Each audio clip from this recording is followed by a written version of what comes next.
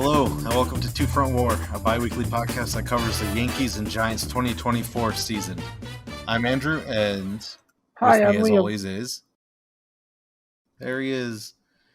There I am. Liam, how's your time between episodes? What'd you do? All Anything right. fun?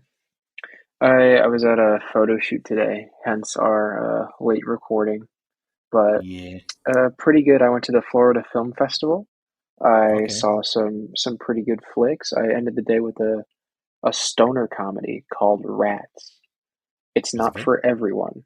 Okay, well, you said it's not for everyone. That is a... It ain't for everyone. It was not for me at that moment.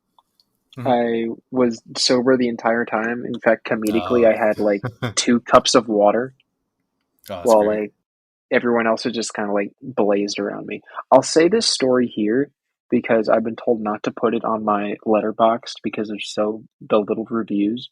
But I Okay. should have known the kind of movie that I was walking into when waiting in line to enter the theater. I overheard the wife of one of the producers of the film trying to negotiate her way into a threesome. Oh, okay. Were you part of that conversation at all? No. Okay, if you were, would your answer be yes? No, she was specifically looking for Oh, another okay. woman. Interesting. But yeah, that's my little story. All right. How Well, have you been, Andrew? Is that a dangerous question? no, it's been not the worst. The Giants are slowly climbing up to 500, and the Dodgers are slowly falling to 500, so that's good. Nice. But some good stuff that happened. I bought some house shoes, some Babas, and those are pretty Mm, cool. They're very comfortable. Um, I've been playing more of MLB The Show. I decided to switch okay. my pitching style. So I was playing with, like, it's just a single button press. Like, you just, put the pitch where Yeah. you want to put it, like the little ball, and then you push Yeah. the button. And I was just like, yeah, it's a little too easy. So I, decided that I'm going to do the one where it's like I don't know, it's got like you move the ball where it needs to go, and then like you have like the outline of how you're supposed to like do the wind up with the right stick. Yeah. Took With me the a stick. Yeah. long time to figure that out, but I've been getting better at hitting. I got a lot better at that new pitching style. Um, I sent you that picture that I played against the Rockies where I got 30 hits in one game and still lost. Yeah. That's Was it an I think online that's game? about it. I don't think I really. No, that was no, that was against the AI. Oh, God. Yeah, and actually, while watching, I don't know which series it was. It could have been the Nationals. Uh, I bought a bottle of mead, which I really like, Yes. and I didn't realize the one that I bought was corked instead of like a screw top. Mm. And when I uncorked it, I was like, "Can I put the cork back in?" And I could not, and I don't have anything to like recork it. So I was like, "Well, I guess I got to drink the whole bottle." I finished the whole bottle before the end of the second inning. So then I moved on to some Ruby Starbirds, I think is what it's called, by Shiner. Those are really good. And so when we get to whatever series, I don't remember what series I was watching when that happened. I kind of stopped paying attention. So Mm. because I was just vibing at that point. It was like the game started at 11. So uh, oh boy, it was a good it was a good You had priorities. You had other stuff. yeah, it was a Saturday. I was fine. Actually, no, it Yeah. was a Sunday. You're still Um, fine. yeah, I was still fine. Um, yeah, let's get into this. The New York Yankees. Tell us about your first series of the time. The New York Yankees started out a 3-game series against the Miami Marlins. A very unique team. Don't really draw crowds all that much, but signs of maybe some improvement on that front. But finished this series 2-1. A lot of good things to look back on. Also, a little bit of some not so savory things. But starting off with the most positive stuff, Volpe drawing praise uh, from the actual manager of the Miami Marlins. Volpe at shortstop is becoming a superstar in this league. He gave this quote, I believe, before the game, Mhm. but during the game, we immediately saw this in practice when he threw an impressive play, including a sliding catch in the second inning of the first game and a diving stop to throw across the diamond at third. These both resulted in outs and preventing more runs. Great to see him because I think clutch moments is where the legacy of a shortstop lives.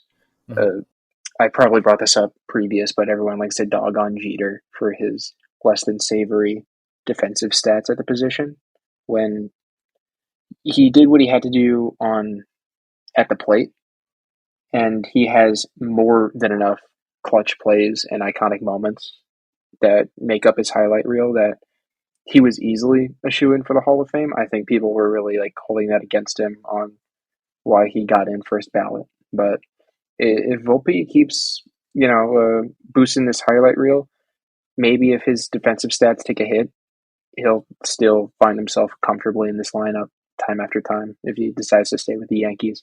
Interesting, very interesting idea was poached very recently on if we could extend Volpe at the end of this season so Mhm. it could free up money down the line. And it would also help us save up for re-signing Juan Soto, who also had a amazing series. He ended this series with a batting average of 455 off of 5 hits, a home run, and 5 RBIs with 2 runs scored. Elite. And he's not even my MVP for the season. So I had to mention that here. You mean MVP for the series? MVP for the series, yeah. He's probably going to be MVP for the season. But I don't know if you heard Andrew, but the Yankees The Soto are in a era? new era. Um, Technically the Soto era, you can see it as that, but I think the era we just got out of was collectively called the Savage era, the Savages era, off of the famous quote that Aaron Boone gave when he was getting thrown out of a game for bad mouthing the ref, saying his boys were savages in the fucking box. We are now officially in the dogs era The because Dogs era? we've gone from savages to dogs, all thanks Okay. to Alex Verdugo, our offseason signing, who has been playing left field tremendously, uh, cementing himself not only in the series with a uh, hitting his first home run at home in pinstripes during Game Two, but contributing to this culture. He kind of coined the phrase "dogs," and he kind of also carried this through line by literally having all the boys in the dugout start barking whenever he gets back in from Okay. crossing home plate. But that seems to be the through line, and he's been doing good in this series. He hit 400 off of 4 hits, a home run, 2 RBIs, 2 runs scored in 3 games. He's been producing, and I cannot be more happy with this signing. The only thing I think I'm more happy about is Nestor and Rodon back-to-back shutout starts. Wow. Rodon went 6 innings and change, 4 hits, 0 earned runs, only 2 walks, and 6 strikeouts. Only to be outdone by my MVP for the series, Nestor Cortez went 8 innings pitched, 2 hits, 0 earned runs, 0 walks, and 6 strikeouts. Beautiful. You gotta give it up for that kind of performance. Like We do. Golf clap. golf clap, golf clap. I think it was literally the during his last performance, his last time pitched, when I saw everyone on Twitter just go, "Never let Nestor cook again. We got to look into what we can get at the deadline." Once we get to not the next game of the series, but the next series, but the series after that, um, I'm gonna refute hard against that assessment. But pretty good, pretty good highlights. Lowlights I'll touch on pretty briefly. Where is Aaron Judge? I can't find him. 1 hit in 3 games and grounded into 15 double plays already Oh my at the start of the god. series. Yeah, the big guy ain't doing much. Ain't really. Uh, it Even I even I'm at his not. worst, he still is like the entire Giants lineup. Oh, that doesn't make me happy for the rest of the episode. But I'll I'll save thoughts for Judge for maybe later when we get to even combining arms. But uh, a very bad game three, especially for Marcus Stroman, who has been pretty hot and who I was like itching to name as an MVP previously. But he had his Mhm. first bad start of the season during game three.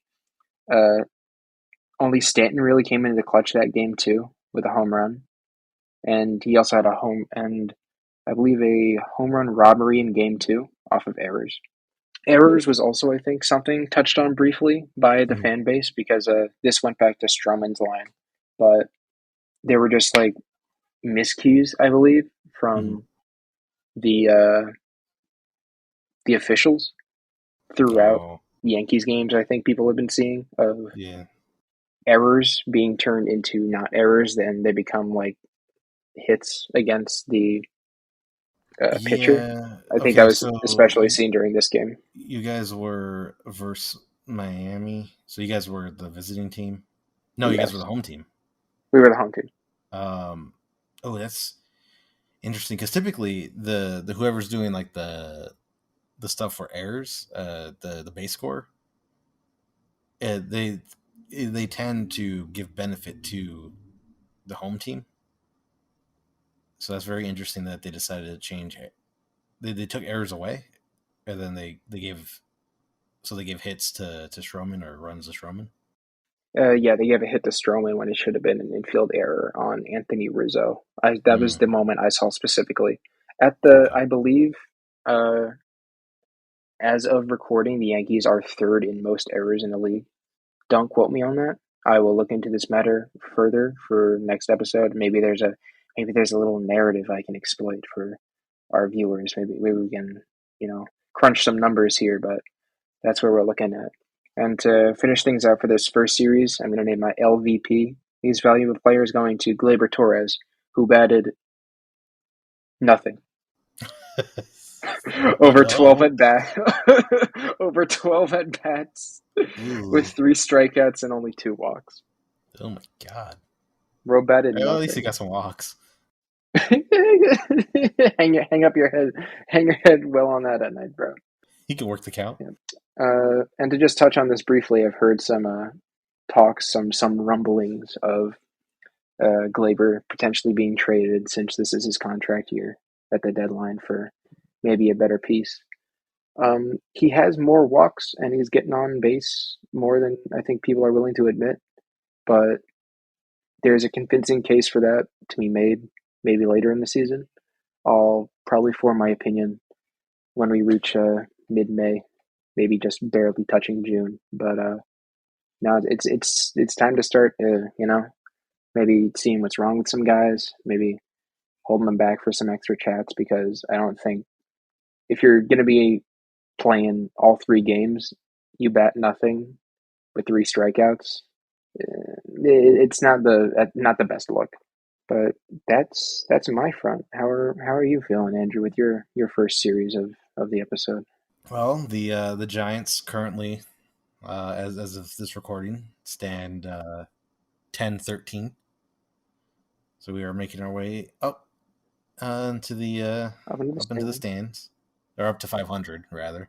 Our first series of this grouping is a series loss. It was against the Washington Nationals, who the Giants are historically really bad at playing against. And it was another series loss, and it was a disappointment. The Giants were moderately blown out.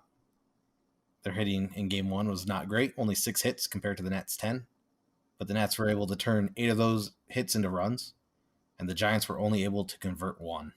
There were 7 total strikeouts. This was Snell's first start. Nice No, to it was hear. not his Nice first to start. hear. No, it was not his first start. Fuck no. But he struggled, and he showed that spring training is important, even if the stats, wins, and losses don't matter. Kyle Harrison just missed getting the L, and good thing too, because he delivered with 8 Ks, but the offense yet again was nowhere to be seen. 3 runs on 10 hits. They somehow avoided the sweep when bats came alive. Jordan Hicks continues to deliver with another great outing. Jung Lee was nowhere to be seen as Bomel tinkered with the lineup. And the Giants won one game, 7-1, with a decent enough outing, with 3 out of the 8 innings having runs. After getting beat up at home with a 3-3 record, sights are on the Florida road trip. Not good. And the only reason they won that game, though the one game that they did win in this series, is because of a comedy of errors involving the Nationals at one point throwing into the Giants dugout, allowing some runs to be scored. One of the things that was that plagued the majority of these 3 series is that the Giants have just been, I don't even know, like they win because the other team made an error, or like it just comes down to one inning. And those innings where like they have these big blowouts where like the lineup, will wrap around or almost wrap around, in the moment they're fun. But then when you look at the scorecard as a whole, it's just like, oh, wow, it was just this one inning. That's why we won this one inning, because we're like, deep into the opponent's bullpen. Their starter, lasted a pretty long time, and you guys were, deer in the headlights.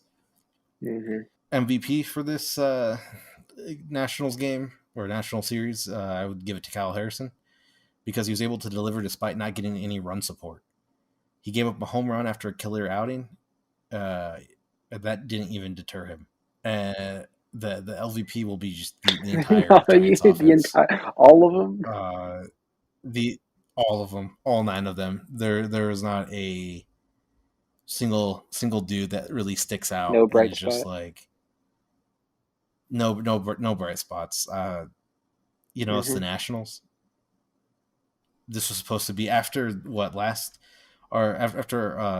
swept by the Dodgers, and just barely being able to beat out the Padres at the end of the last series, which kicked off the home game stand.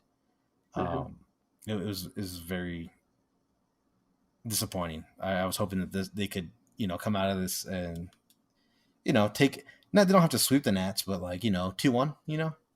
They could have done 2-1. I think they could have left a little bit happier. The Giants spent a lot of money upgrading their lighting system. They have LED stadium lights now. But and it took them until the Arizona game before they could finally use it, because nobody did anything. The Giants lost 2 games at home against Washington, and then they didn't come back home until the Diamondbacks. Oh, okay. And they didn't know, and it was like all day games, I think, against the so you don't want the Padres at the end. I can understand that. So, and in fact, after this series, still not a single home game home run. And that's all I gotta say about I can see into the future.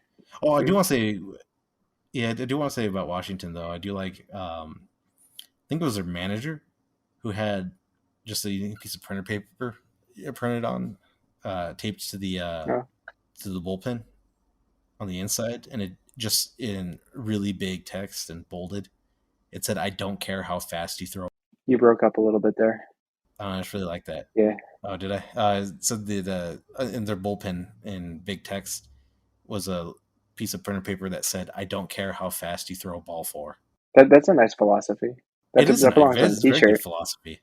One of the things I took notice of last year against the Nationals is something that I was kind of confused why the Giants didn't copy, is because the Nationals kind of have a really big outfield, right? Mm-hmm. So it did not matter who was at bat, unless it was a really bad, shallow batter. The outfield played deep, and they would give up, a base hit at the expense of, placing someone too far in and risking a double. And that's a strategy that works. I think, anyone who plays in Washington should follow their example. I mean, you see the home team doing something against all your batters, you should be copying them. Yeah. So, but yeah, Nationals kind of own the Giants historically, so that's cool. Uh, Hope to see that Probably not. reverse. But Nationals manager Dave Martinez, really a player's coach Yep. from what I've heard. C.J. Abrams, who was their top prospect at one point, is now their starting shortstop. Hmm. He's kind of worked hand in hand with him, bringing him through, getting him through the major league system. Okay. I believe his most recent thing he talked about was with him specifically was talking about breaking all of his at bats into breaking all of his stats into just focused on your stats for the past 10 games, Hmm. or not even 10 games, your last 10 at bats, see what they are, and then go through each at bat and see what you're taking and what you're not taking. Yeah. Don't look at it as oh, I have to get a hit here. You don't have to get a hit here. Work your walk in whenever you can. If you're gonna swing outside of the zone, make sure you're aiming for a double or something. Just show your hustle with all that. Yeah. I think he's uh not one of the younger coaches, but I don't know how much managerial experience. I think this is his first job that he's been keeping for a long time. I think 2018 or something like that. I think he was their manager during the World Series win, but a real players coach, and I just kind of like everything about his philosophy from what I've heard from him recently. Yeah. One thing I kind of appreciate that I think people kind of make fun of a little bit is he's Mm, really into the rules, and especially with the things that kind of get overlooked, but I think he has a point, when it comes runners lanes and stuff like that. Um, he's just always calling out the umps for not making calls. yeah, I think he got thrown out of a game He recently did. for doing that. Yeah, he did. And I'm like, yeah, that's the kind of manager you want as a player. I think someone Yeah, who's of gonna course. go and He's yell at putting the ump when they yeah. are noticeably screwing up. And we can get into it a little bit later because the Giants had a little bit of that today. Ooh, yay. All right, what's your next? Who's your next series against? Let me scroll up here. But series number 5 against the Cleveland Guardians. Game 1 and 2 were a double header, but yeah, but Yankees took this series 2-1. Starting off with the highlights once again. Oswaldo Cabrera 2-run home run in game 1.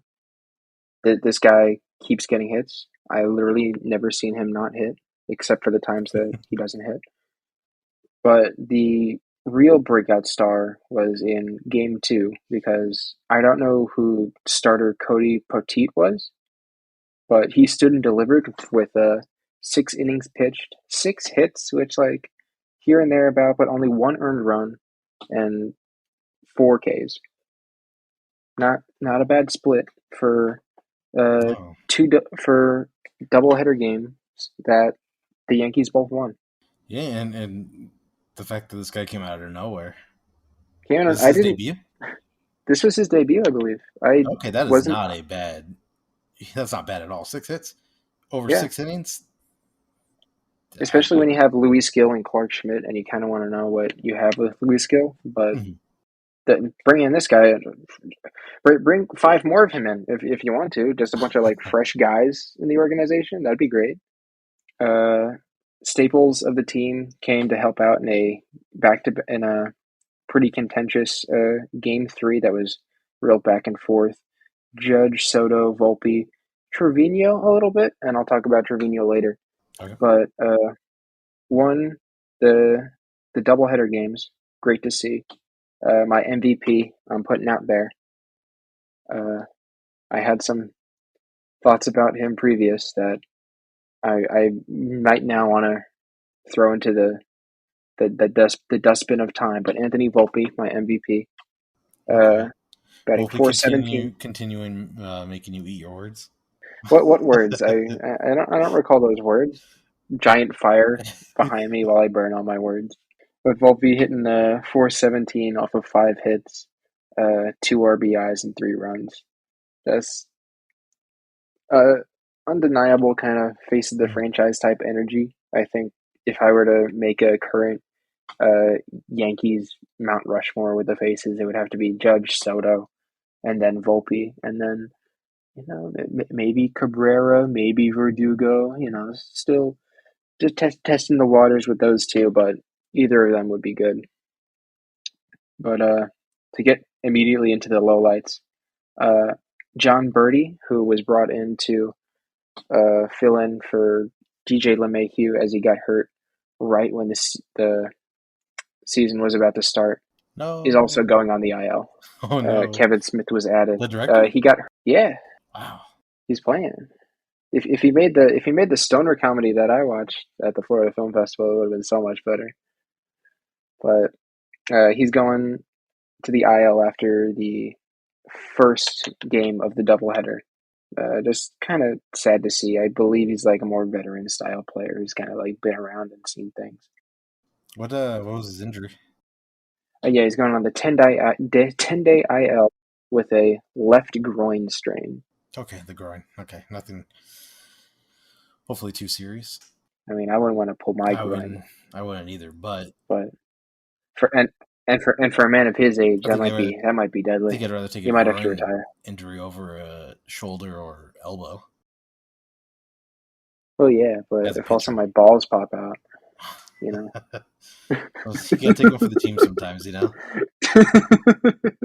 We really need this double play, Birdie. Please Oh, is sacrifice those Birdie nuts one more time. is Birdie a pitcher? No, he's kind of a utility infielder. Oh, okay, never mind. Then the groin is a killer. At least it's only Yeah, 10 days. I don't yeah. know. I was thinking he was a pitcher. I don't know. DJ Mayhew ain't no pitcher. What are you talking about, I don't Andrew? know, man. What are you talking about, Andrew? But which game was this? 10 hits in game one, only resulting in 3 runs scored. Hmm. Two off of a Oswaldo Cabrera home run. Would have liked to see more done with. I know what that feels like. Uh, this this wasn't a problem in this game, but maybe it was a problem in the next series when we get to that. But uh-oh. And following that up with a tough Game 3 loss, 8-7, a whole back and forth affair. But I said my MVP was Volpe, but here's a name for my LVP that even I haven't heard of. Caleb Ferguson. Why do you think Caleb Ferguson's here, Andrew, if you had to guess? 10 hits in game one and only 3 runs score.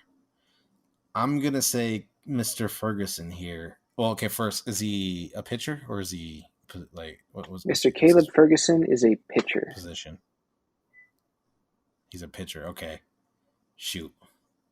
Because my first guess was gonna be that he hit a lot of double plays. So then my next guess is going to be some devastating walks. Maybe one. If I went back to the box score and traced it back, maybe that one run did a little damage, but that one walk rather did a little damage. But Caleb Ferguson during this series with the Cleveland Guardians somehow attained an 0-1 record despite not being a starter. I know, listeners, that it's easy for a relief pitcher to tally a loss. Simmer down now, but through 1.2 innings pitched uh, in over 2 games, he had one game with 1 inning and a second game with point 0.2.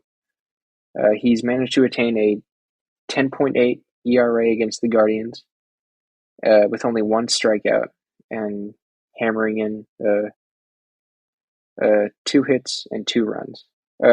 Well, 3 runs, and only 2 of those runs were earned. But it's Yeah, the little things, I suppose.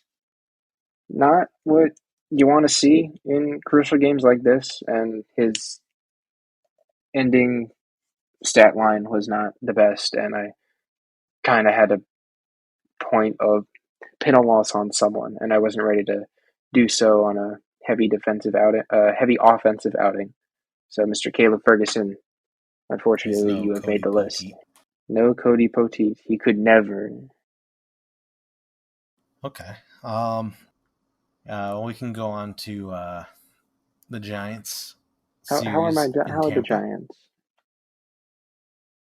Well, they lost another series, Damn it. and the losing will continue until morale improves. The Giants offense continues to snooze, and they once again only win in big blowouts before taking another nap. My MVP for this series is going to be Logan Webb. He pitched in his start. He pitched 7 innings, allowing 6 hits, 1 run, 1 walk, 5 Ks, and he got a run Okay. support Okay. for once. Um, it was really nice. That's why he lasted 7 innings, because he could kind of take a break a little bit. And my low light for this one will have to be Blake Snell, who had a start in this series. He had a And start.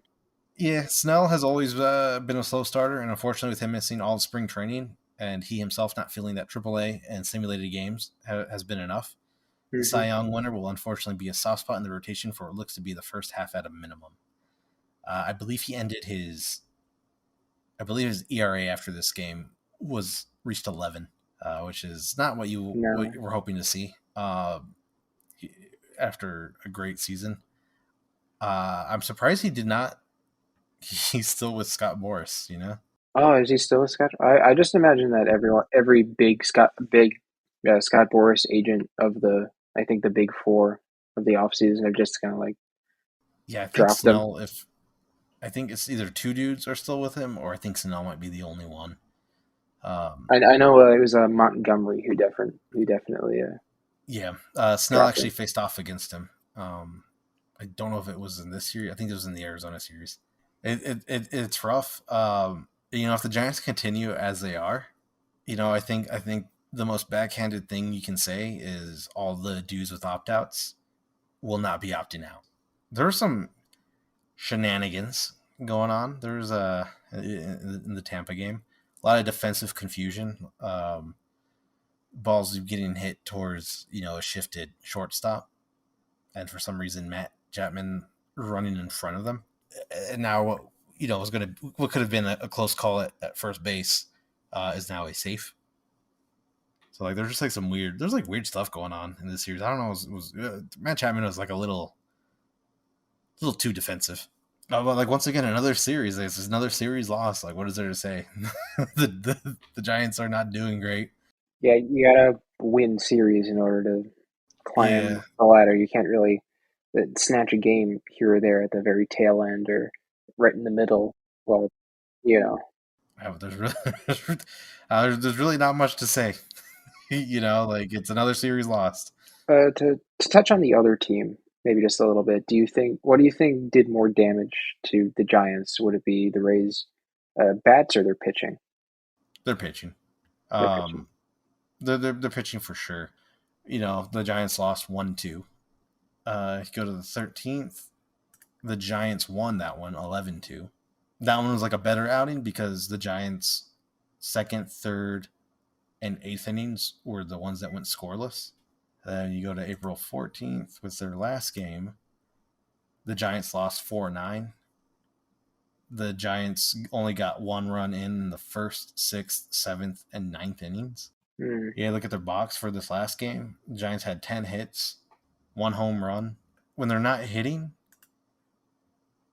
or when they are hitting, rather, they're not converting hits into runs. I hmm. think just a lot of that has to do with like if we go to this first game, look at their box. For this first game, Jung Hoo Lee is 1 for 5. Wade is 0 for 2. Um, Soler, he gets pinch hit. Wade gets pinch hit and then gets replaced. It's Slade by Austin Slater, who never had a chance, or he got 1 walk. Wade also got a walk. Soler went 1 for 2. He had a strikeout. Jung Hoo Lee had a strikeout. Conforto 0 for 4, 2 strikeouts. Chapman 0 for 4, 3 strikeouts. Tyro 2 for 4, 1 strikeout. Yaz 0 for 1. He got pinch hit by Flores, who got a walk and a strikeout. Then he was replaced by Fitzgerald, who never got a chance. Bailey went 1 for 4. Nick Ahmed went 1 for 4 as a strikeout. The Giants struck out 10 times. Yeah, Yeah, that's a sign of, of pitching troubles. you get, I would say that if your team has a total, once you hit 5 strikeouts, it's over. You're gonna have a Mm. hard time coming back from that unless the opponent's bullpen He's just like just comes back. I doggy mean, the doo Giants doo. kind of like proved me wrong here. In Game 2, they had 9 strikeouts.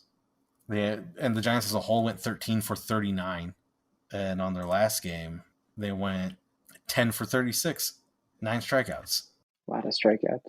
Yeah, they are a striking out team. And I'm looking at some bats that need to be trained, and maybe if this is a consistent through line throughout the season, I'd expect at the very least of an entire overhaul of I mean, hitting the thing coaches, and the at the very least. the thing is like this is like like someone's got to change in the hitting department because the Giants have been like this for the last few years. You Are know, the have has Melvin brought in new hitting people, or are these the same? Or are these legacy? he joined prior to the 2020 season, He's been there so for a he's been hot there for minute. a while. Yeah, and yeah, I think something's I think I've discovered the problem. yeah. I think so too. On the live threads, there were a lot of like people chanting "Fire Veal." Well, I think that's how you say his name. That's all I gotta say about Tampa. We're in 2 straight series losses.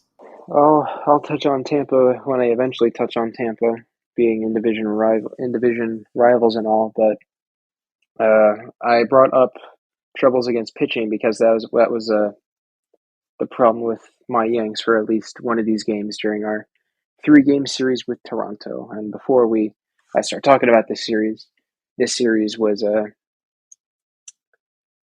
opened up with the unfortunate announcement that longtime Yankees radio announcer John Sterling would be retiring after 36 straight years on the job.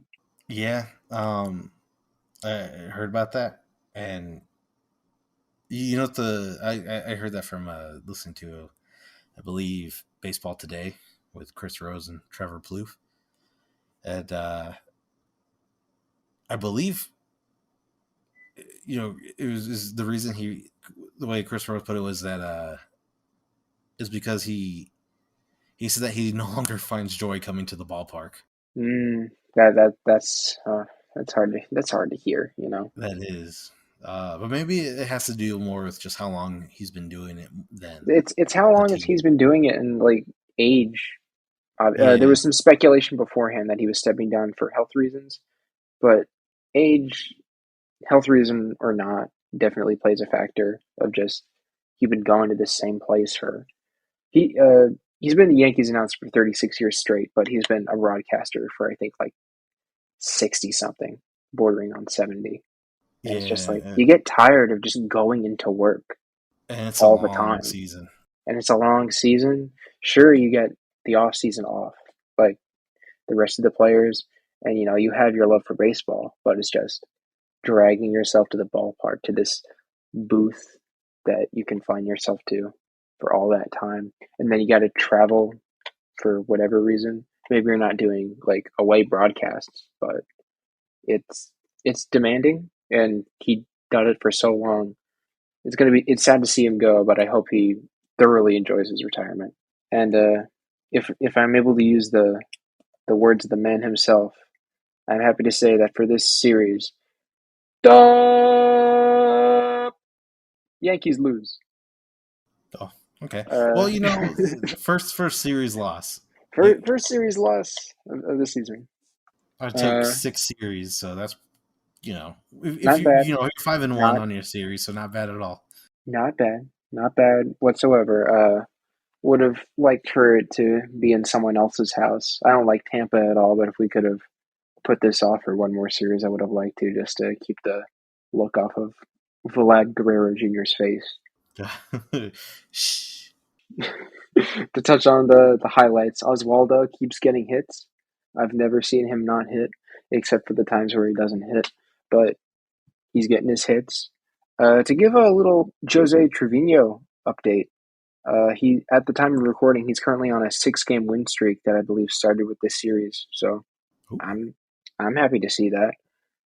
2 hits, 4 RBIs, and a run scored in 3 games in his last 3 game in during the series against the Blue Jays. Nice. And in Game 3, their only win of the series, the Yankees showed once again that they can rally and come from behind to win a game, which is new to them. They could not have done that last year. I don't even think they could have done that 2 years ago during a season that I look back on fondly. I'm going to name my MVP right now, Oswaldo Cabrera. Welcome. Welcome, my man. He was hitting 400 this series with 4 hits, 2 RBIs, and a run scored in 3 games. He's playing every day, which I love to see, and he's definitely earned his spot. And with Birdie out, he kind of has to, you know, hold himself firmly in this spot, perform and don't get hurt. To bring up one more little highlight, clutch moment from Aaron Judge. Uh, this kind of won the game in this last game. A hit down the third base line at the in the ninth inning for a win. You Hey. pull through. His presence was immediately established back. Any doubts that you kind of had were thrown away with that at bat. But that's kind of it. I don't I don't want to linger on all this too much because the first 2 games were just kind of brutal. No offensive production in game one. 4 hits for the Yankees was equivalent to 1 run, but 4 hits from the Blue Jays, they got 3 runs out of it. Ooh. Basic math here. You gotta learn to do what they're doing, you know? I get that. Other than that, it was just kind of a low scoring affair. Everyone was kind of maybe in their own head. And that was not helped by game two when I hope I pronounced this guy's name right. Game two, uh, Blue Jays pitcher Kikuchi. Um, Yeah, Google pronounce this guy's name. Kikuchi. Kikuchi sounds Kikuchi. right. You say Kikuchi? I say Kikuchi. I'm gonna have to learn his name pretty quick because if Because the he Yankees owns it. come up, if the Yankees, He's your dom. if he does this on a regular basis, I might have to. But his pitching was something of note. Aaron Boone and Aaron Judge both commented on it after the game. Boone specifically saying his curveball was really effective for him, and it had a lot of movement and a lot of bite, which deadly combination if you're hitting the zone, which he was all of the time. If he maintains, maybe you just, take his starts as an L, and then you just do a bullpen game Mm, and just give everyone a day off. Just pull a bunch of AAA dudes and maybe, but destroy their confidence. maybe, but I can count on my hand how many times I want to see Caleb Ferguson out there again. One was enough. One was enough. Um, just one game where there wasn't a lot of offensive production, and then game two, you're just shut out by a really good starting pitcher and a pretty underrated Blue Jays bullpen. Mm-hmm. Like these guys will grind you down and just like no matter where they are. I think they can plug in anyone they want if they have a starter that can go at least 5 innings, maybe 5 innings and change. They have a solid rotation for I think every day. So they might be a problem depending on what state the Yankees are at any given time. But the bats got to really pick themselves up, especially during this. He can't be looking down the barrel of a gun and not do anything, Mm-hmm. which I hope is a temporary problem that gets smoothed out easy. Speaking of temporary problems, my LVP, Anthony Rizzo, batted .077 this series with only 1 hit. Such an ugly stat line. I kind of had to put it there. It is, but also, even at Rizzo's absolute worst, No, don't tell me. it's still better than at one point. Yeah, it's got down to 0.51. Ooh, race to the bottom. Yeah, he's come back up though. He's been recovering nicely. Okay. Um, so that's why I don't put him in the LVP because it's well, I'm seeing improvement here. Before we move, what's Glaber's at right now? Oh, not bad. Okay. I was going to start comparing. I was about to go band for band, but I'm a layoff right now. But that's my Blue Jay series. A team that I like, actually. I don't have complete hatred for them. I just hate to see my team come up with absolutely no answers, which sucks. I like a lot of the Blue Jays players, like I said previous, but let's move on from them. Let me hear about some more. Let me hear about some more Giants baseball.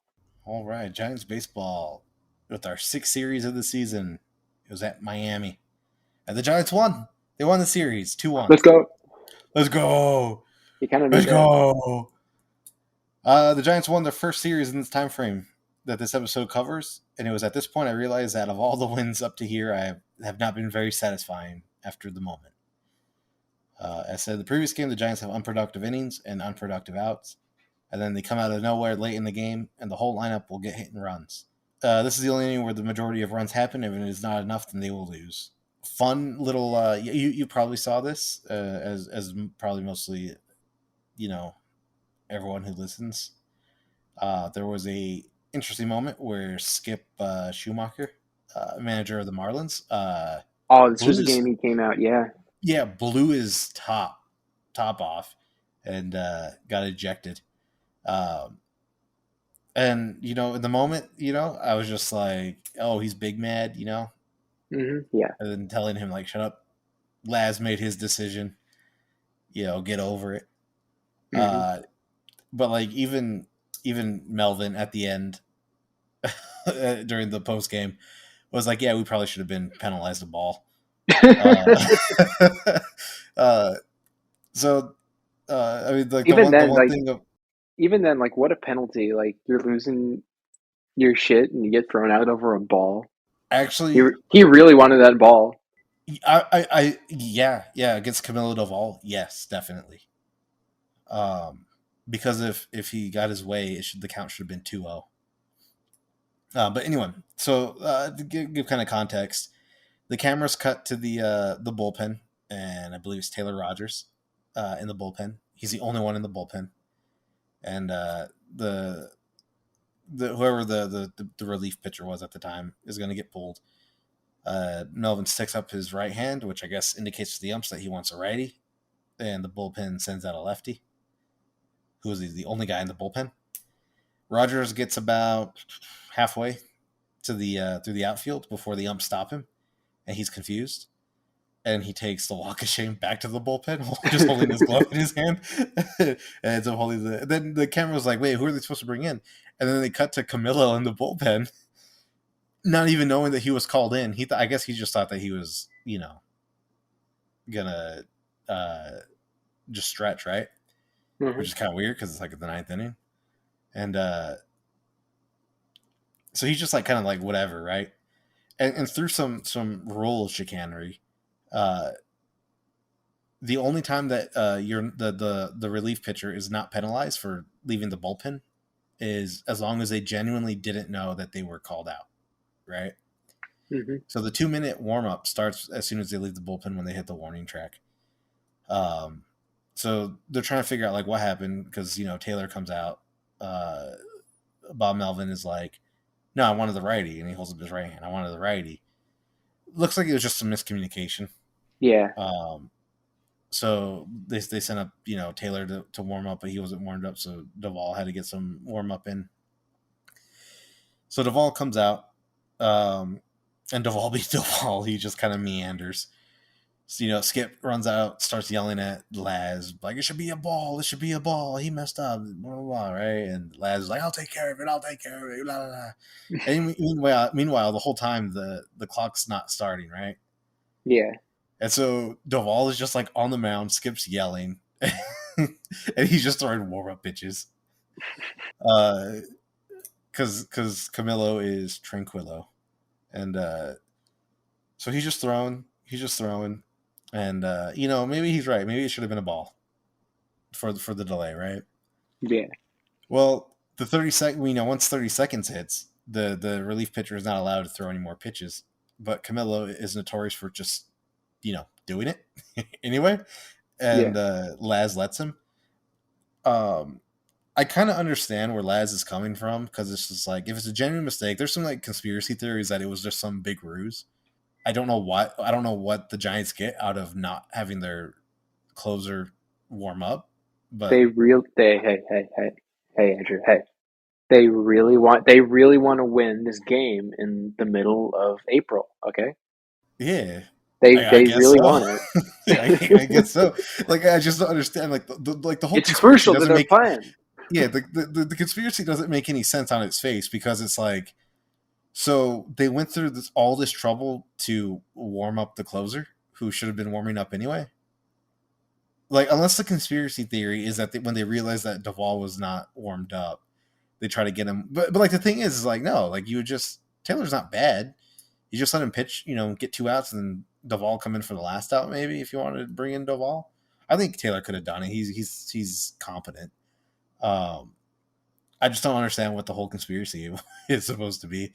Like they just unless like Skip is like this crazy good schemer, so they're like, oh, we're gonna try and get him ejected. Uh, so anyway, but like with Laz, who's the home plate umpire, like I get it. You don't want someone to get hurt, and if you think it's a genuine mistake, let the guy warm up, right? I think it's just one of those things that whoever your team is, I think that uh, it just depends on if the ump makes it in your favor or not, on whether or not you're going to like that decision. Just like a lot of things, I think in the sport, it just kind of comes down to that.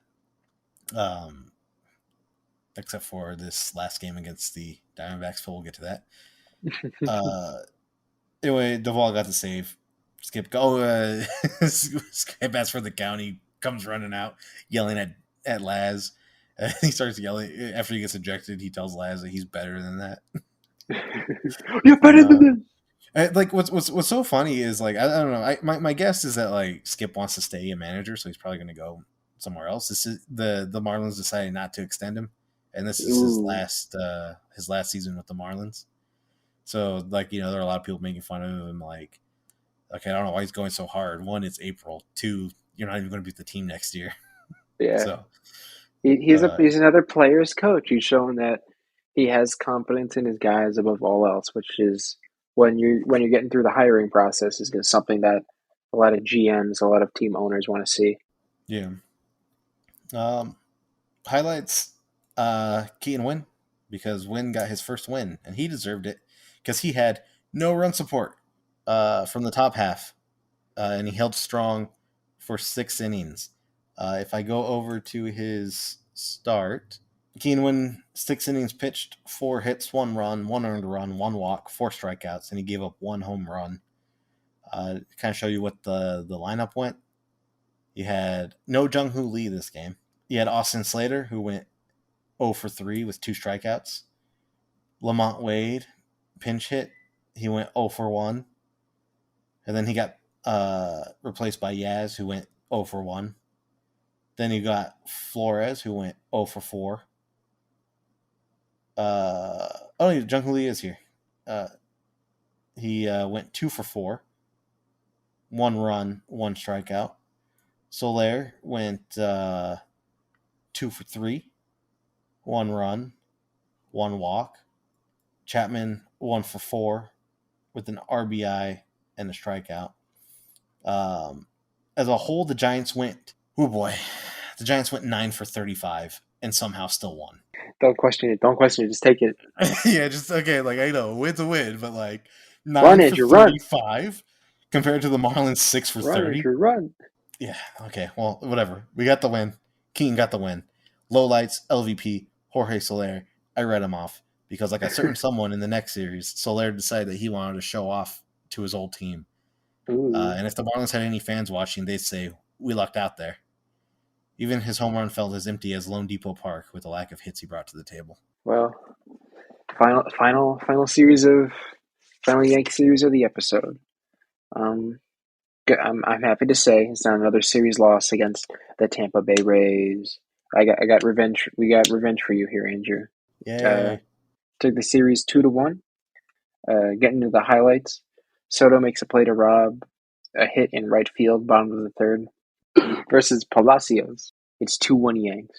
It's the bottom of the seventh, and the Rays are famous for taking games in late innings. But Juan Soto, this guy that I know personally, we're good friends, shoots out a 3-1 blast just more to the repertoire, more evidence of Soto making himself useful. Please, Yankees, find the money to sign him. I don't want this to just be a 1 year rental, but There's if Soto continues to play like he's playing, he has to be re-signed, right? he's got to be re-signed, and I'd It's going imagine to be that, seen as the biggest whiff if they don't re-sign him. yeah. And I think if they had to come down to it, like Mm-hmm. at least internally, maybe he doesn't deserve it, but that's how the organization is going to take it, which would be kind of bad to see. But if I can get 4 more years of Soto producing like this, then I can say goodbye to. I think the real test for Soto is going to be when the Yankees inevitably, like every team, go when they go into a slump and they start racking up the losing streaks. Um, because like right now, he looks really happy to be with the Yankees. He looks a Mhm. lot happier than he did with the Padres, especially after last year. But like at the same time, it's also very easy to be happy when you're winning. So I don't know. Maybe what I think is like it's going to be when the losing starts happening to see how everybody vibes. I said a very mean thing. Oh, I said that I'm fine, not fine losing. Cut that part out of the episode. okay. Cut that part out of the episode. That made me feel sad. I was so mean. He's done nothing mean to me. All right, you You cut can that. get that shit out of You the cut that out. episode. Stitch in your part. Your part was more fascinating. Okay.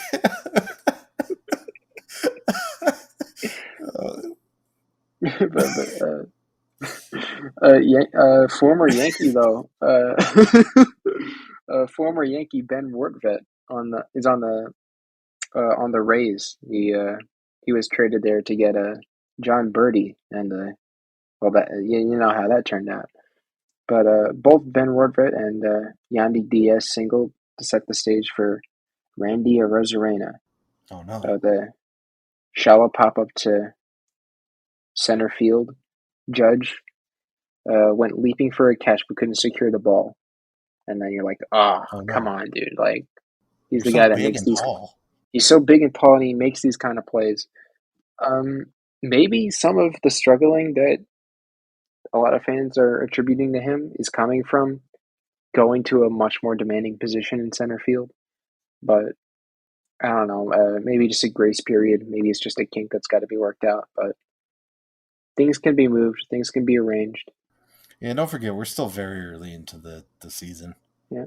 But May is Andrew, like going to be the real test. What's up? you know what? That doesn't even matter because Judge has such quick judgment. He has such Judge. quick reaction. He got the force out at third base. Nice. Even his lowlights are something to marvel at. Well, this wasn't really a low light, but Yeah, this is the, under the highlight section. the, there's some gold even in the parts where he's a little disappointing. Well, after his last two seasons, the bar is kind of high, Yeah. and so even what could be Now, considered a good season for the majority of players, people might look at that as just like, he's returning to the mean. And it's like, no, he's not. This guy's great. we gotta manage expectations, really. Yeah, Andrew, what was the P guy's name again? How do you say it? Palacios. Palacios under pressure? Palacios hits a sharp shot towards Volpe, and guess what? We have some more quick reaction. Volpe quickly scoops up the ball to throw it over to Gleyber Torres at second for a game-ending double play. Oh, nice. This was all game one. This was all game one. I'll get into game two when I get into game two. But game three, it was the story of the bottom of the lineup: Verdugo, Trevino, Cabrera. They're hot bats that aren't named Judge or Soto. Well, hot bats that aren't named Soto. I'll get into Judge. Believe it or not having a great start to the season. His batting average is. Let me just get it for you right now. who has like a 183 batting average right now. Ooh, But 3 home runs, 11 RBIs, responsible for 7 runs. Yeah, there's some wiggle room in there, but I've definitely seen my fair share of games where it's just like flat stat line, aside from like 1 hit or 2 walks. But the bottom of the lineup is coming in clutch. Uh, in game three, each came to the plate and jumped at the first pitch that they saw, resulting in singles that turned a 1-1 game into a 5-1 Yankees lead. I see that they decided that they followed me in the way that I play MLB The Show. You live by Except they don't turn singles. into singles; they turn into pop flies and double plays. I'd like to cite my source for this recent Yankee this recent Yankee saying to Greg Joyce at New York Post, because I was busy all day today and only had the chance to see the highlights and had trouble putting it into words, but I stole a little bit from them there. Okay. Well, But always cite your sources. always cite your sources. Watch H Bomber Guy's video, even though it's like 4 hours long. That was such a good video. But to name an MVP for the series, Andrew, he's Yeah. back. Oh my God! No way. Nestor Cortez. Oh, nasty Nestor. Nasty Nestor is back. We gotta let Nasty Nestor cook, giving up 0 runs off of 6 hits, but with 9 strikeouts in 7 innings. This was game two. And I wish I could say that it resulted in a win, but game two was a pretty depressing loss, a low scoring affair. This game was won in extra innings, so it was there was good pitching on both sides, but I thought I'd give Nestor his flowers for such an amazing performance because Yeah, I I mean mean, he was the highlight of that day. and then the Giants the Yankees lost that game. Yep, game two of the series. That's But that is kind of embarrassing for the offense, because you're telling me that this guy went 7 innings with no runs. oh Andrew, don't worry, don't worry a hair on your little head as I build more uh suspense for the final score of this game because the Okay. Yankees scored no runs. The Yankees scored no runs. It was won in extra innings by the Tampa Bay Rays. Final score being 2-0. Ugh. It's like this game was gross. This game was absolutely disgusting. Yeah, that sounds gross. I talk about it all in the lowlights. 10th inning of game two, Tampa Bay capitalizes on a timely double and another timely single from Ben Rortvedt, former Yankee, to notch the only 2 runs of the game against, guess the pitcher.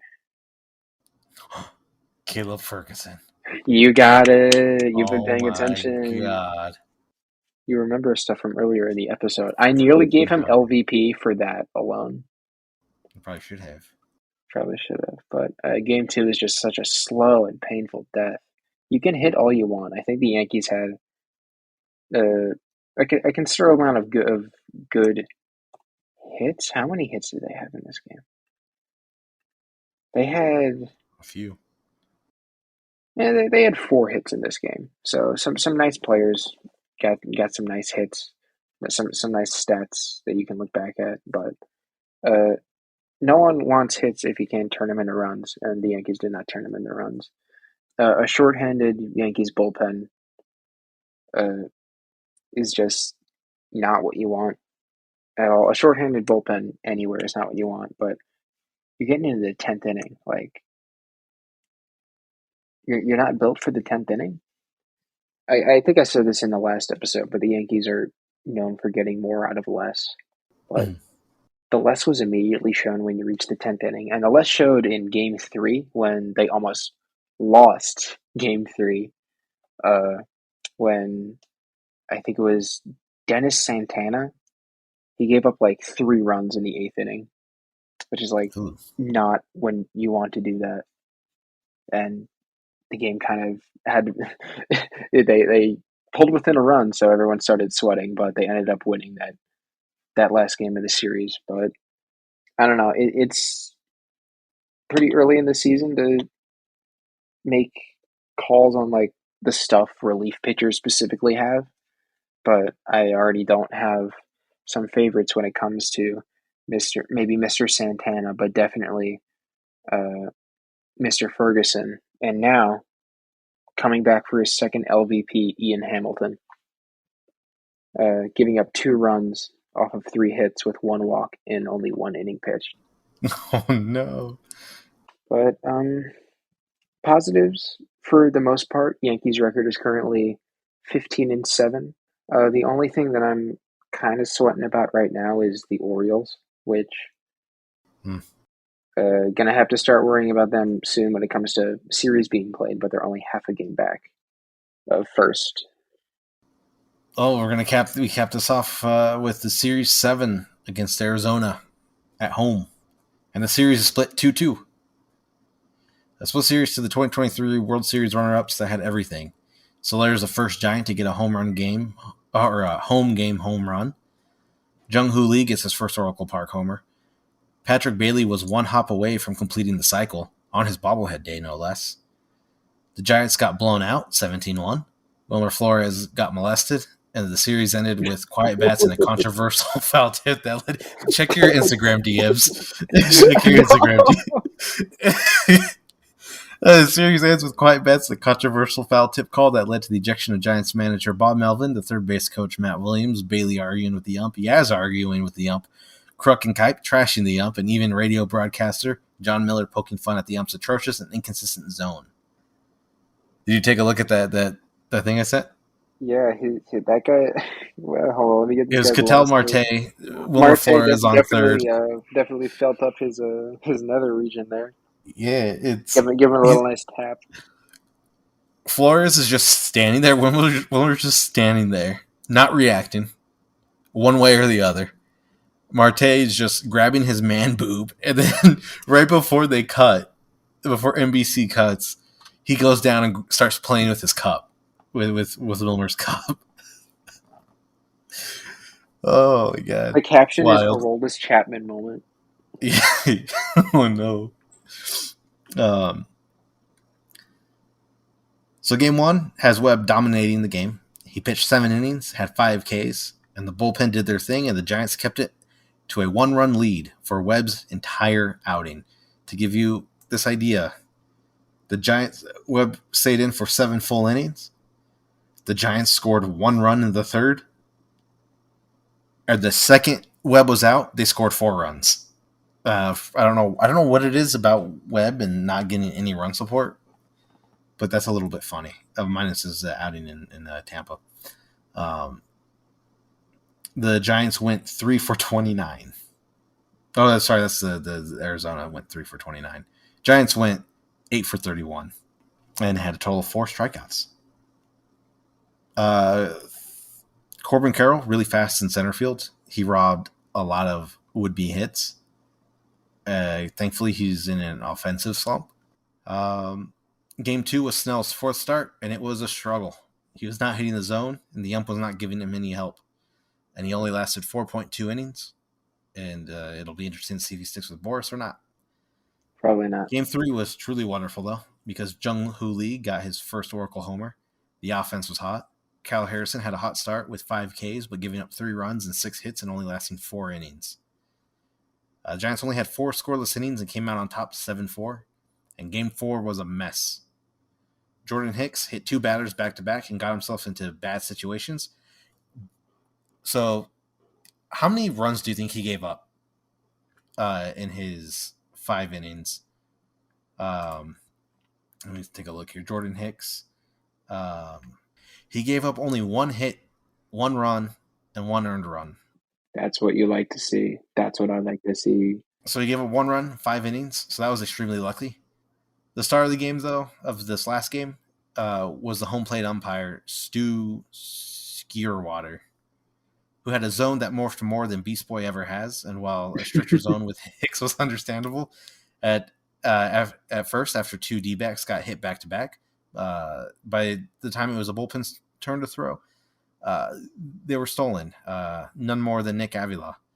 And the D-backs were gifted great calls. And a controversial foul tip call in the eighth with Avila pitching. A swinging strike 3 was called a foul tip for some reason. It was a 3-2 count with 2 outs. It was imperative that it was called correctly, and the ump whiffed hard. This led to Bailey arguing with the ump, followed by Matt Williams, who was the third base coach, and was the first to be ejected because he's the third base coach. Then out comes Bomel to argue, and he gets ejected too. Come the bottom of the ninth, Yaz is 3-2, 2 outs. He does the same move and gets called out. Yaz, being Yaz, was a little bit cheeky, and he said he tried to convince the ump that he foul tipped it as well. Sour end to the series, but is what it is, and the hot Mets come to town. Hopefully the Mets it up, and the Giants get motivated after a stolen 8th and 9th inning. MVP, Jordan Hicks, because how do you have 4 walks, hit 2 guys back-to-back while you're pitching wildly? When you're pitching wildly is wild in itself. Unfortunately, the bats were cold and with the bad ump.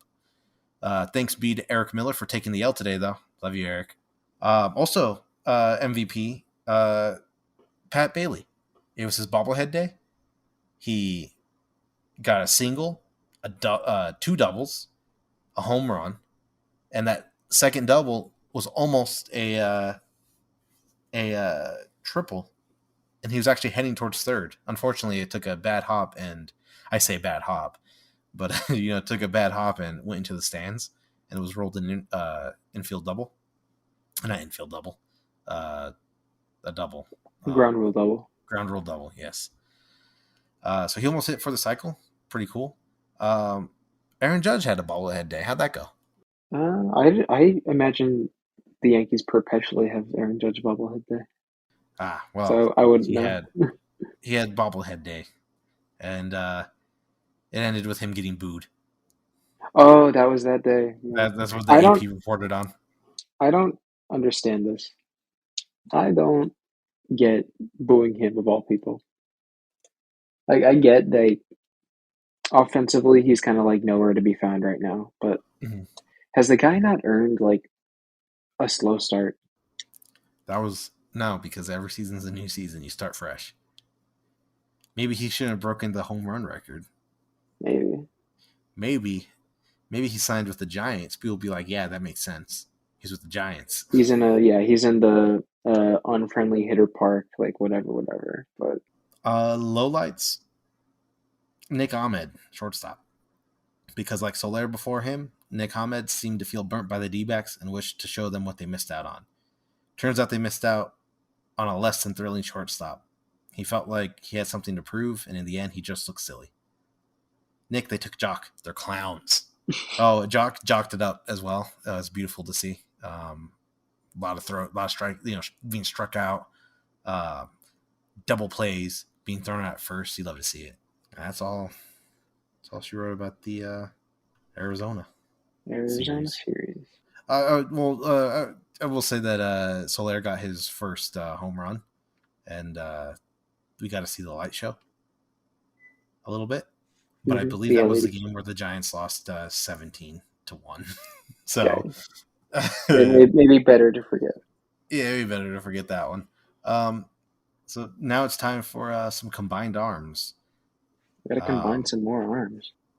We're gonna move on to the outfield, and we will be covering left field, center field, and right field. And we will start with left field. Michael Conforto versus Alex Verdugo. Michael Conforto has a he has a 2024 season WAR of -0.1, 20 for 77, 4 home runs, batting .260, 11 runs, 15 RBI, 305 on base percentage, 41 slugging, 785 OPS, and 120 OPS plus. So that's Michael Conforto. What about Alex Verdugo? Mr. Alex Verdugo. 70 off of 73 at bats, he's gotten 17 hits, 2 home runs with a batting average of 233. He's drawn in 12 runs, 5 RBI, 1 stolen base, as an on base percentage of 3.29, a slugging percentage of .397, an OPS of .727. I want to give an award to Alex Verdugo for having the best glow up. The best what? Glow up. Oh, yeah, I with think the chalk it up to the Yankees, ridiculous standards for facial hair, but you see the Alex improvement. Verdugo, You see I see the improvement immediately. the vision. Yeah, he no longer looks like he smells. The cord is still out on that. Well, listen, I'm not saying he doesn't. He just doesn't look like he smells anymore. Mm-hmm. Because like when he had his beard, he looked like he smelled like vape juice.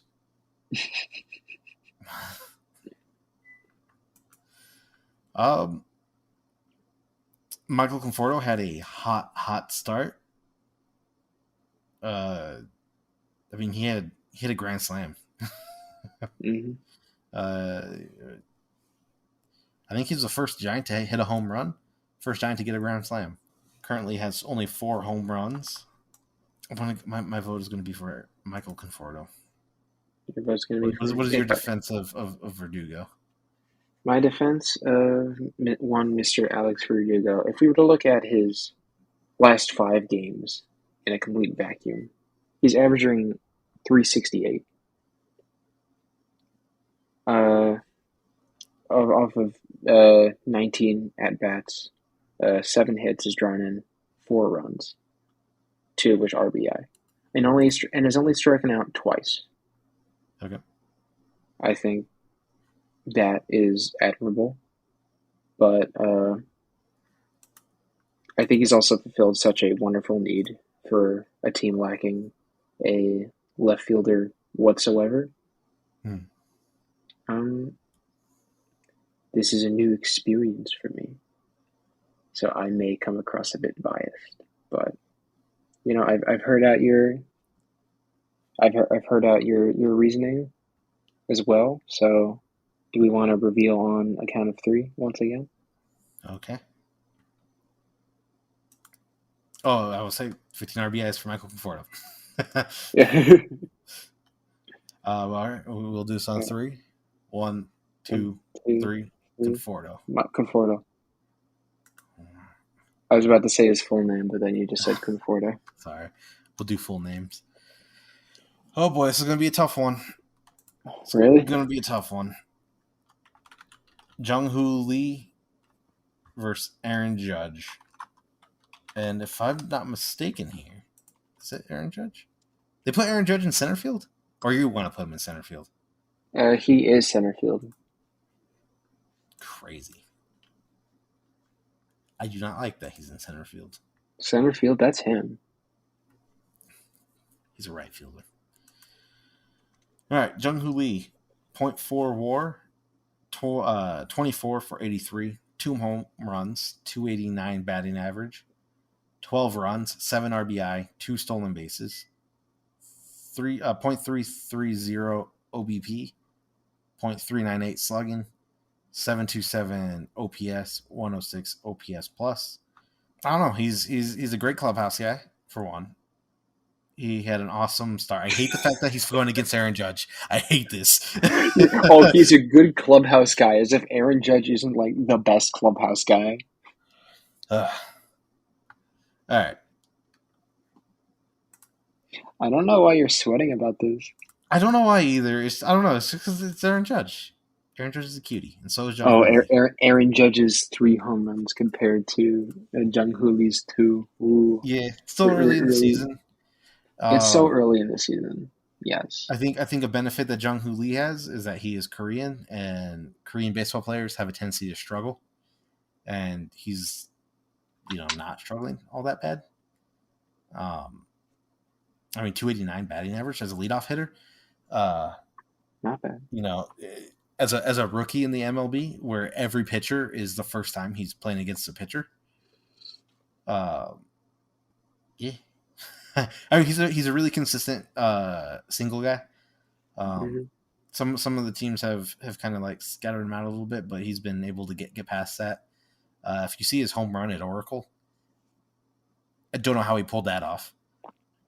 He's able to adjust to hits, or not to hits, but to pitches really well.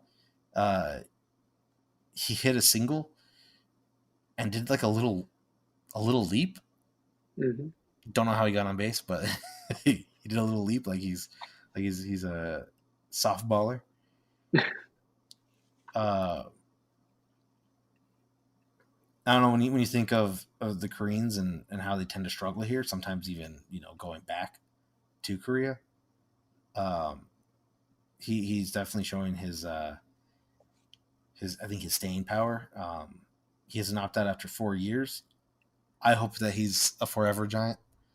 Um, Already, wow. already, yeah, already.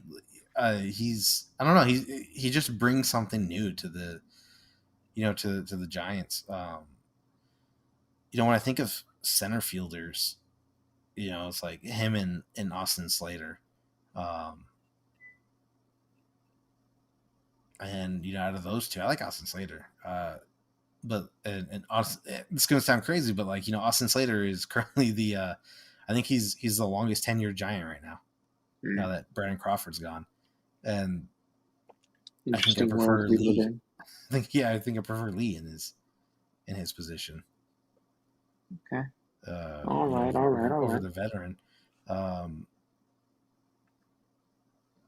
he's more aggressive on base than we've seen the Giants do previously.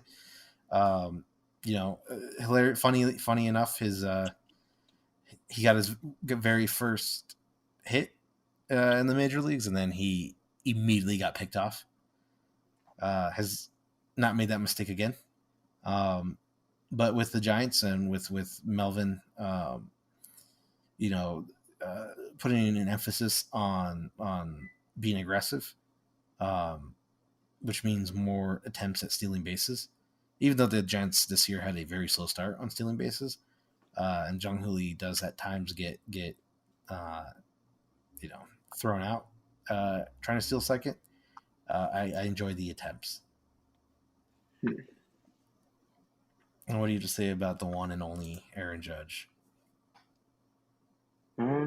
I've been very The kind to Aaron Judge this entire episode, but if I am to make an executive decision right now, I say we vote. My vote is for Jung Hoo Lee okay, because this Aaron Judge stat line is. I don't this think a lot of people would believe it if this was like preseason and I told them this was what it would this be right first now month. his batting average is what he had when he was a rookie, right? I wouldn't know. I just knew he had a very difficult rookie year. Because his rookie, I believe it was his rookie year. I think it was like he hit like 171 or something, and like he He is keeps like a hitting. note, like he keeps He's like a hitting note 183 right now. 183, yeah, like he keeps like a note on his phone, and he's something that I had saw last year where um he just looks at that batting average every day, Hmm. and it's just like never again. It might happen again, Anyway, and it might happen again. all right, so we'll go for Jung Hoo Lee. Let me As just long read as off Judge's stuff okay, for reference. Sure, we have 183 batting average, but also uh, 0.90 on base percentage and 0.50 slugging. Not what you want to see. yeah, especially for the home run king. Oh no, wait, this is only that was only the past 5 games. Oh, okay. To quote the entire regular season, he has a .32 on base percentage and a .354 slugging. Very very sorry. I almost thought things were even worse than they currently were. I'm not I'm not worried. I'm not panicking, but Yeah. with the rules set up, I can't, in good conscience, put Aaron Judge ahead of Jung Mhm. Lee as it currently stands. If Aaron Judge is he like going to be the everyday center fielder now, or is he going to be kind of moved around the outfield? He's moved around the outfield a lot, but the as it currently stands, when it comes to just Okay, we're back. We hit an error for some reason. hit some technical Uh, difficulty. yeah, but we're back. You were talking about Aaron Judge's stat line. Oh, Just that about him I'm being not moved worried. around. Oh yeah. Yeah, he's being moved around here and there. Is just like when it comes to like who is the center fielder if like the playoffs started right now, it would probably be him Mhm. because we haven't really seen much of Trent Grisham this season so far.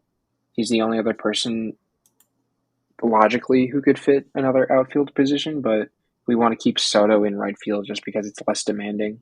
And Verdugo was brought in mainly to be like a, a left field specialist and only have to like go over to right if Mhm. absolutely necessary. So Judge absolutely capable of playing center field. It's just maybe this new consistent ask is a little dampering, but Oh, that's where it is right now.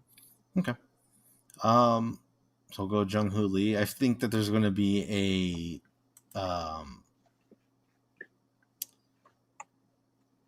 if Judge stays in center field, I can see there being a lot of trade off between the two. Hmm. Um, if they both stay, if Judge gets returns to form, which he is, and Jung Hoo Lee continues to get better, which I think he will. I think it's going to be. I think center field's going to be a wily one. Contentious position. Yep. And next we'll go into right field. Mike Yastrzemski. Also, shout out to me for spelling Yaz's name right correctly the first time. Thank you for the golf clap. Of Mike course. Yastrzemski. People like to Photoshop his face on onto Mike Wazowski. 2024, .1 WAR, 41 at bats, 7 hits, batting average .171, 4 runs, 4 RBIs.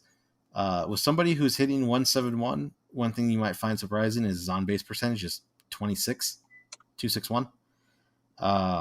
Slugging 171, OPS 432, OPS plus 26.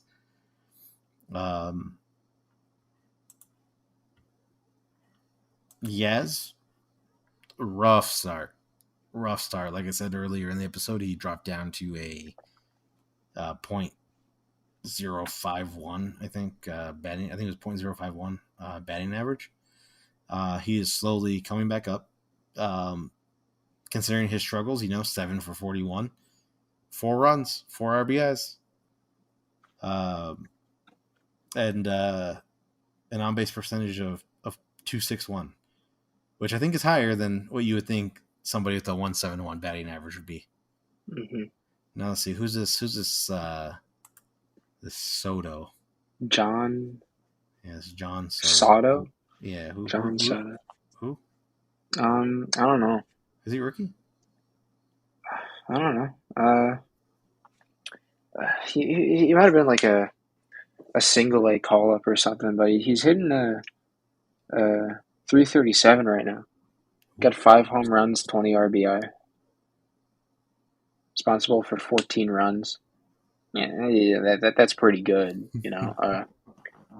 467 on base percentage, 578 slugging. 20 RBI. So he's okay. Yeah, sounds okay.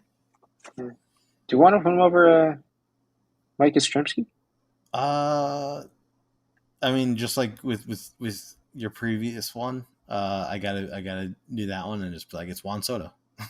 it's, it's Juan Soto. How could it not be Juan Soto?